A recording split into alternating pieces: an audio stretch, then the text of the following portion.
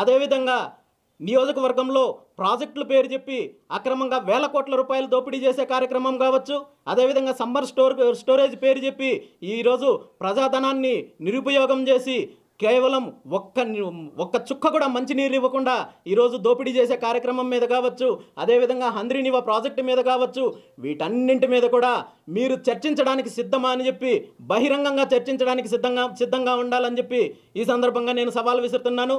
నిజంగా మీరు అభివృద్ధి చేసింటే, అక్రమాలు చేయనట్టయితే బహిరంగ చర్చకు సిద్ధంగా ఉండాలని చెప్పి నేను పెద్దిరెడ్డి రామచంద్రారెడ్డి గారిని కోరుతున్నాను. మీరు చేస్తున్న అక్రమాలన్నింటికీ కూడా, మీరు చేస్తున్న దోపిడీ అన్నింటికీ కూడా ఈ నియోజకవర్గ ప్రజలు బుద్ధి చెప్పడానికి సిద్ధంగా ఉన్నారు. ఈ నియోజకవర్గంలో మీరు చేసిన రౌడీయిజము, మీరు చేసిన భూ అక్రమాలు, మీరు చేస్తున్న అరాచకాలన్నింటికీ కూడా బుద్ధి చెప్పడానికి ఈ నియోజకవర్గ ప్రజలు సిద్ధంగా ఉన్నారు. ఈ మధ్యకాలంలో మీ కుటుంబ సభ్యులు, మీ తమ్ముడని చెప్పుకుంటూ ఉండే ఈ మధ్య సదుములో కొత్తగా మడత కాజాల దుకాణం పెట్టిన ఒక వ్యక్తి, ఒక పొరంబోకి నా గురించి మాట్లాడుతూ పీలేరుకి వస్తే నన్ను మడత పెడతానని చెప్పి ఈరోజు మీడియా సమావేశంలో మాట్లాడడం జరిగింది. మీరు ఇలాంటి అరాచకాలు ఏవైతే ఇలాంటి సంస్కృతి ఉందో, మీ సంస్కృతి గురించి మీరే చెప్పుకుంటున్నారు. నేను ఈరోజు ఒక్కటే చెప్తున్నాను, పుంగనూరు నియోజకవర్గం మీదని చెప్తున్నారు.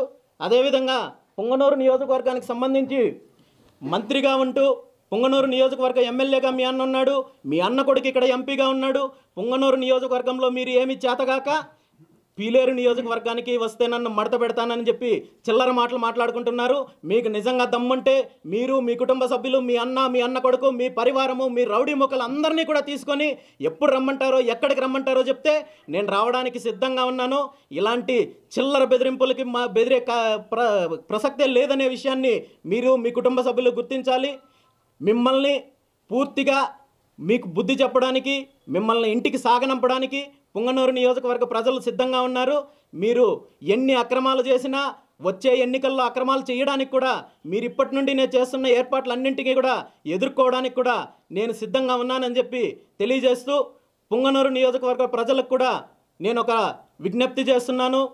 ఎంతో ప్రశాంతమైన పుంగనూరు నియోజకవర్గానికి గత 15 సంవత్సరాలకు ముందు ఈ నియోజకవర్గంలోనికి వచ్చిన మంత్రి పెద్దిరెడ్డి రామచంద్రారెడ్డి గారు ఏ విధంగా అరాచకాలు చేస్తున్నారో, ఏ విధంగా రౌడీయిజం చేస్తున్నారో, ఏ విధంగా భూ కబ్జాలు చేస్తున్నారో వీటన్నింటినీ గమనించాలని, వచ్చే ఎన్నికల్లో బుద్ధి చెప్పి పుంగనూరు నియోజకవర్గ అభివృద్ధికి, ఇక్కడ పుంగనూరు నియోజకవర్గ మార్పుకి సపోర్ట్ చేయాలని చెప్పి ఈ సందర్భంగా ప్రతి ఒక్కరిని కోరుకుంటూ సెలవు తీసుకుంటున్నాను. Thank you. ఈరోజు గత 4.5 సంవత్సరం నుండి వైఎస్ జగన్మోహన్ రెడ్డి గారి ప్రభుత్వం అధికారంలోకి వచ్చిన తర్వాత అన్ని రకాలుగా ప్రజల్ని వేధించే కార్యక్రమం చేస్తున్నారు. ఈరోజు పుంగనూరు నియోజకవర్గంలో శాంతియుతంగా ప్రైవేటు స్థలాల్లో సభలు నిర్వహిస్తామంటే పర్మిషన్ ఇవ్వని అధికారులు ఈరోజు ఎక్కడో అనంతపురంలో జరిగే ప్రభుత్వానికి సంబంధించిన, జగన్మోహన్ రెడ్డికి సంబంధించిన, వైఎస్ఆర్ కాంగ్రెస్ పార్టీకి సంబంధించిన మీటింగ్కి మాత్రము ఇక్కడున్న బస్సులను తీసుకెళ్లడము, ప్రజలను ఇబ్బంది పెట్టడము ఈరోజు ప్రజలందరూ కూడా గమనిస్తున్నారు. ఖచ్చితంగా వీటన్నింటికీ కూడా బుద్ధి చెప్పడానికి ప్రజలు సిద్ధంగా ఉన్నారు. ఈరోజు ఎన్నికల నోటిఫికేషన్ రాకముందే, షెడ్యూల్ రాకముందే ఎన్నికల నియమావళి అంటూ అడ్డబెట్టుకొని అక్రమంగా ఏదైతే సర్చ్ వారెంట్ ఇష్యూ చేశారో డిఎస్పీ రాజగోపాల్ రెడ్డి గారు, ఆయన మీద చర్యలు తీసుకోవాలని చెప్పి ఎన్నికల సంఘానికి ఫిర్యాదు చేయడం జరిగింది. దీని మీద ఇప్పటికే కలెక్టర్ గారిని నివేదిక కోరారు. అదేవిధంగా పుంగనూరు నియోజకవర్గంలో అక్రమాలు చేసిన ప్రతి అధికారి మీద కూడా రాబోయే రోజుల్లో ఎన్నికల సంఘానికి ఫిర్యాదు చేయబోతున్నాము. ఖచ్చితంగా వీళ్ళందరినీ కూడా ఎన్నికల విధుల నుండి తప్పించేంత వరకు కూడా పోరాటం చేస్తాను. ఇందులో కొంతవరకు వాస్తవం ఉంది. అయితే బీసీవై పార్టీకి సంబంధించిన కమిటీల మీద ఇప్పటికే ప్రక్రియ పూర్తయింది. త్వరలోనే 1-2 రోజుల్లో ప్రకటించబోతున్నాము. ఇప్పటికే సుమారు 50 నుండి 60 మంది దాకా నియోజకవర్గ ఇన్ఛార్జీలు కూడా పూర్తిగా పార్టీని ప్రజల్లోకి తీసుకెళ్తున్నారు. వీటన్నింటికి మీద కూడా 1-2 రోజుల్లో పూర్తి స్థాయిలో ప్రకటించడం జరుగుతుంది.